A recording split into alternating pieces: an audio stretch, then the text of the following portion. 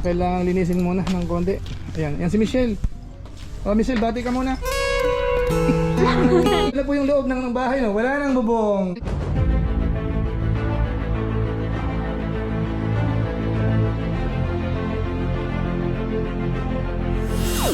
Ayun, shoutout guys. Muli, welcome sa aking YouTube channel. Ito pong muli si Kuya Julay, ang inyong katugang, ang inyong kalingap, na muling bumabati po sa inyo ng magandang araw, magandang gabi. Sang sulok man po tayo ng mundo naroon. At sa araw na ito, meron po tayong panibagong vlog. Ito po ay patungkol po dito sa lumang bahay ho namin, na kung saan ho ay inumpisa ng i-repair. Ano po, nasa background po natin. So papakita ko po sa inyo yung status sa ngayon. Dahil ito po ay matagal na, mahigit 40 years na po ito. At medyo ano po, malakas na po yung tulo sa loob. So obligado po tayong baklasin yung bubong at saka i-renovate na. So sa pagkakataong ito, yun po ang ating iba-vlog, pero bago po yun, konting paalala po si Kuya Julay. Baka sakaling meron pa po ditong hindi nakasubscribe sa ating YouTube channel, huwag natin kalimutan, Julay Paunil. Pakipindot lang po yung notification bell button para lagi po tayong updated sa aking mga video upload. So maraming salamat po sa inyo. Ngayon, tuloy na po tayo. Ipapakita po natin sa inyo yung status po ng bahay. Bagamat pangalawang araw na ho ngayon, kahapon may konting clips din po tayo. So isisingit ko na lang po dito. So tingnan po natin yung plano po natin. Ayan, ito kasing bahay namin talagang medyo mababa. Bagamat nung binabaklas po siya, yung mga pamakuan niya, mga kahoy, matitibay pa. Halos pwede pa po siya. Kaso nga lang po, medyo kasi mababa. Kailangan namin tong itaas. So yung ano po niyan, yung hati niyan mababago na. Ayan, ito po yung pinaka front view niya, no. Yung pinaka-terrace natin, yan, baklas na rin po yung yung mga structure, yung bubong. Ayan, So ang mangyayari po dito, bali yun ang pinakagitna niya, itataas, tapos pantay na siya, babaguhin na natin. Tapos yung mga bintana, papalitan natin ng sliding window na yan. Yan, hanggang dito, bali meron tayong 4 na papalitan hanggang dito, tingnan natin sa likod. Tapos dito banda, bali mag-a-add tayo ng isang toilet dito sa kanto na to. So yan ang idadagdag.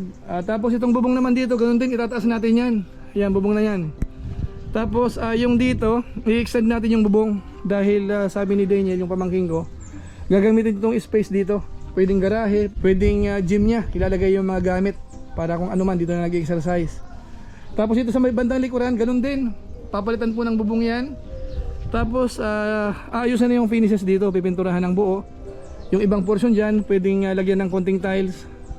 Ayan, so yan po ang mga gagawin. So ngayon balik po tayo doon sa sa bandang harapan, doon sa loob, tingnan natin. Kung niyo po mapapansin, yung mga kahoy, marami pa pong mga maayos pa. Ayan, matibay yung mga kahoy nung araw. Ayan, So ang gagawin natin dyan, i-reserve natin dahil gagawa tayo ng kulungan ng manok. So gamitin natin yan saka yung mga lumang yero. Ayan, balik tayo sa bandang harapan. Ayan, sobrang dumi. Kaya ngayon, naglilinis na. Kailangan linisin muna ng konti. Ayan, yan si Michelle. Michelle, bati ka muna. Ito na po yung loob ng bahay, wala nang bubong. Malinis na. Ano po, tapos yung kwarto, baklas na rin po yung bubong niyan. Ayan. So ang gagawin po dito, ito papalitan na po ito ng hollow blocks. Bali full partition na yan para maging na po ito, as in room na talaga, na as in kulob na. Lalagyan na lang ng aircon. Tapos ito naman ganun din. Bali dito, itong dating aircon na butas, ililipat na to kasi magkakaroon ng CR dyan sa labas. Baka dito na tayo hahanap ng paglalagyan yan. Tapos mag-open tayo ng isang rito, isang pintuan. Para paglabas niya doon, yung bagong CR na gagawin, doon na siya malapit. Kumbaga yung pintuan nila, halos magkalapit lang. Tapos ito naman, yung dating pinto nito, ito pa rin. So tingnan lang natin dito kung papalitan natin dahil medyo masyadong mababa. Umano yung ulo natin, halos tumutukod yung ulo natin. Masyadong mababa yung unang design. Tapos yung mga naman, yung mga wiring, total modification po yan. Rewiring po tayo. Ipoproportion na natin yung tamang pagkakabit na may kanya-kanyang breaker. Ngayon kasi yung mga sinauna, mga improvise lang. So dito banda, aalisin na to. Tapos yung pintong sinasabi ko galing sa kwarto, dito lalabas yon. Tapos bubutas ng panibago rito, panibagong pintuan ng CR. Ayan, tapos yung ano dito, itong bubong, kisame, tataasan na rin yan. Ito tatanggalin na ito. Tatanggalin na ito, tapos maglalagay ng ano dyan sa parang hagdanan dahil para ma-access yung isang kwartong maliit doon sa may isang side. So pupuntahan po natin. So yan po ano, pagka nagawa na po ito, yung mga finishing po niyan, yung pagkaka-plaster niyan, i-repair na yan ng maayos, tapos pipinturahan. Ito ganun din, itataas na po ito. Kasi masyadong mababa. So panibagong bubong, tapos dito sa side na to, halos repaint na lang po ito. Pero dito, may konti kaming gagawin dito. Itong pintana na ito, maglalagay kami dito ng hagdanan na maliit para maka-access doon sa taas. Dahil meron tayong space dito na provisions. Bali, ano to no? Ito kasi bagong construction na ito eh. Dinagdag na tong kwarto na ito na dalawa. Pero yung bubong niyan, slab yan. So sabi ko, lagyan na rin ng ano yan, maliit na kwarto sa taas. Kahit hindi mo na isama yung finishes, basta mapura mo na yung hollow blocks. Kasi yung wall noon tatamaan nung yero papunta doon. Kaya kailangan maglagay ng hollow blocks na talaga yung pinaka wall niya. So kinumpute ko, konti lang naman idadagdag na, pwedeng malagyan ng bubong. Yung finishing saka na lang. Tapos itong CR ganun din, papalitan na ng bubong yan. So total ano po yan, modification ng lahat ng bubong. Papalitan natin. Yung garahe, hindi na muna. Dahil nababakinabakan pa naman ito. So as is muna yan. Konting repair na lang siguro. So yan po yan po ang status natin. Status dito po sa binabantayan natin. Na hindi ko po maiwan-iwan. Dahil nga po ito, wala tayong planong ginawa. Kumbaga turo-turo system tayo. Pagka nabaklas, ito ang gawin mo, ito ang gawin mo. Tapos sabay yung pagbili ng materyales. Actual na lang. Halos araw-araw, every other day, kailangan pumunta ng bilihan. Yung susunod na bibilhin, mga electrical materials na. Tapos yung bintana, ipapagawa na natin.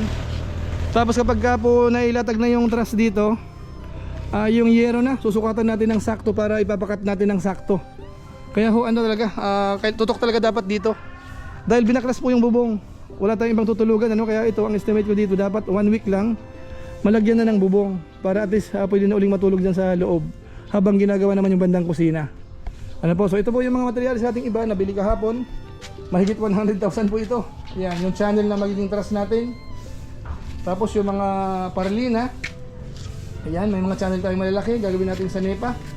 Tapos mga mga corrugated bar para dun sa pag-aasinta naman ng pag-aasinta ng dingding dahil tataasan nga natin. So yun po ang status ng pinapagawa natin ngayon. So sana after mga 1 month o kaya 1 month and a half, makita na natin yung bagong forma niyan. Basta sa ngayon nakita natin talagang na. Wala na, sira na yung bahay natin. Ayan. Out na.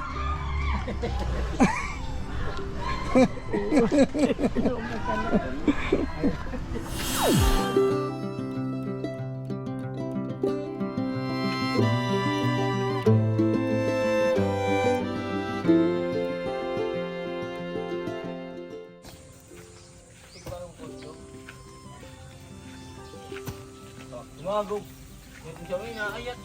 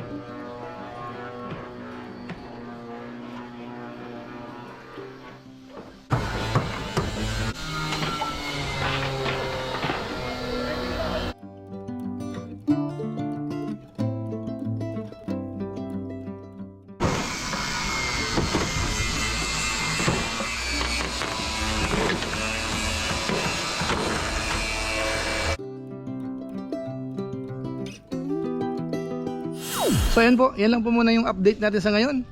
Patungkol po dito sa ginagawang renovation ng bahay ng nanay ko. Na kung saan dito kami nakatira ngayon. At ito po ang dahilan kung bakit hindi tayo makaalis-alis, dahil nga kailangan bantayan natin yung mga ginagawa, wala ngang plano, tapos araw-araw may kailangang bilhing materyales. So hindi natin maiwan-iwan ito. Bukod dun sa mga iba pang ginagawa dito sa kasi anihan pa po dito. Kaya busy tayo. Actually meron nga tayong schedule sa Qatar dapat. Hindi ko pa na i-schedule dahil nga hindi ko maiwan-iwan itong pinapagawa rito. So siguro ilang muna ang ating update sa ngayon. Siguro after ilang araw, magbibigay ulit ako ng update patungkol po sa ginagawa, Hindi naman araw-araw, paminsan-minsan magbibigay tayo ng update. So yun lang po muna siguro. So muli, ito po si Kuya Julay, ang inyong katugang, inyong kalingap. Napansamantalang nagpapaalam po muna. Kita-kita ulit tayo sa mga susunod ko pang vlog. Maraming salamat sa inyong walang sawang pagsuporta po sa ating YouTube channel. Pagpalain naman kayo ng Diyos, mabuhay tayong lahat. God bless. Bye-bye!